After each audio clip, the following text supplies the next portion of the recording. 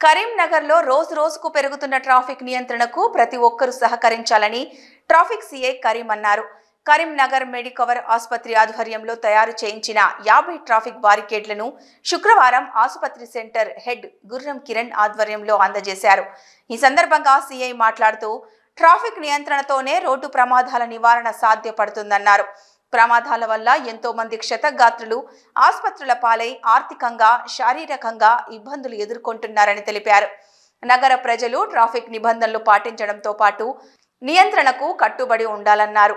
స్వచ్ఛంద సంస్థలు, malls, hotels, corporator సంస్థలు, ఆసుపత్రుల నిర్వాహకులు, ట్రాఫిక్ పోలీసులు ట్రాఫిక్ నియంత్రణ కోసం చేపట్టే కార్యక్రమాల్లో భాగస్వాములు కావాలని పిలుపునిచ్చారు.